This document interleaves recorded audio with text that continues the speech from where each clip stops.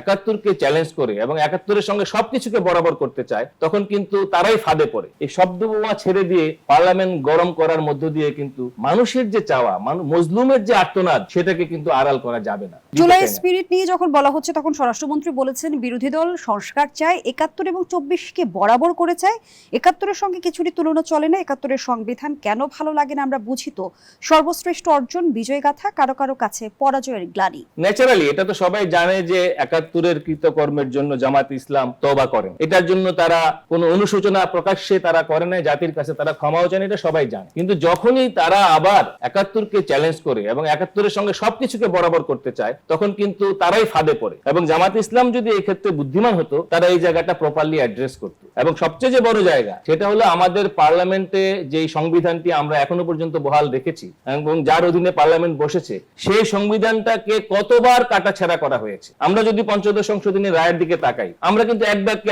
আমার ধারণা আমার বিজ্ঞ সমালোচক তিনিও এক কথাই বলতে পারবেন না যে পঞ্চদশ সংশোধনী শতভাগ কারেক্ট বা শতভাগ ভুল। এর মধ্যেও কিন্তু ইতিবাচক এবং নেতিবাচক দুইটি উপাদানই আছে। আমাদের করণীয়টা কি? আমাদের করণীয়টা হলো, আমাদের চাওয়াটা হলো পার্লামেন্ট এই জায়গাটাকে একটা ব্যালেন্সের জায়গায় নিয়ে আসবে। সেই জায়গায় না গিয়ে এক ধরনের ময়দানের আলাপ, অর্থাৎ ময়দানে যে সমস্ত রাজনৈতিক রেটরিক ছেড়ে দেওয়া হয়, যেটাকে আমি শব্দ বোমা বলি, এই শব্দ বোমা ছেড়ে দিয়ে পার্লামেন্ট গরম করার মধ্য দিয়ে কিন্তু মানুষের যে চাওয়া, মজলুমের যে আর্তনাদ, সেটাকে কিন্তু আড়াল করা যাবে না। এবং আপনি দেখেন এই দুর্নীতি নিয়ে এত কথা, আজকের পত্রিকায় দেখেন যে শীর্ষ 20টি ঋণ খেলাপির নাম এসেছে। যদি একটা স্বাধীন দুর্নীতি দমন কমিশন থাকতো, তাহলে কি এই দুর্নীতি হতে পারতো?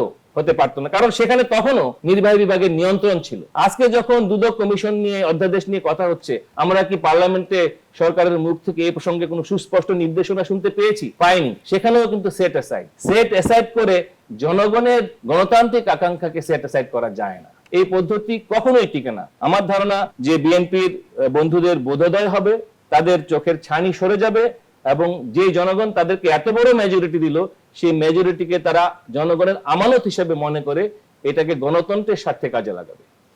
হাসনাত আব্দুল্লাহ যেমনটি বলেছে, সংস্কার থেকে পিছিয়ে গেলে আরেকটি অভ্যুত্থানের প্রস্তুতি শুরু হবে। এটি কি আসলে সরকারের প্রতি আলটিমেটাম নাকি এর বাস্তব সম্ভাবনা দেখেন? দেখেন, আসলে বিরোধী দলও কিন্তু এক অর্থে লিপ সার্ভিসই দিয়ে যাচ্ছে। সেটা হলো এই যে তারা একটা ডেডলকের মধ্যে আটকে গিয়েছে, সেটা হলো গণভোট। এই গণভোটের ব্যাপারটার মধ্যে আটকে থাকলে কিন্তু আপনি যেই সাংবিধানিক ক্রাইসিসের মধ্যে আমরা পড়ে গিয়েছি, সেই ক্রাইসিসের থেকে উত্তরণ ঘটানো যাবে না। কারণ গণভোটকে হালাল করতে হলে পরে এই বিদ্যমান সংবিধানকে বাতিল করে দিতে হবে, এছাড়া আর কোনো রাস্তা নেই। কারণ এই সংবিধান 142 অনুচ্ছেদ কোনোভাবেই আপনাকে অ্যালাউ করবে না এই গণভোটকে স্বীকৃতি দিতে। যেই ভুলটা ধরেন যারা আন্দোলনকারীরা সে সময় যারা বলেছিল একটি বিপ্লবী রাষ্ট্র, বিপ্লবী সংবিধান, সেটি যেহেতু হয়নি, আপনাকে এই সংবিধান ধরে এগোতে হবে। এবং সংবিধান পুনর্লিখনের যে আওয়াজটা দেওয়া হচ্ছে, এটা কিন্তু আসলে সমাধানের আলাপ না, এটা হলো সংকটকে আরো দীর্ঘায়িত করার।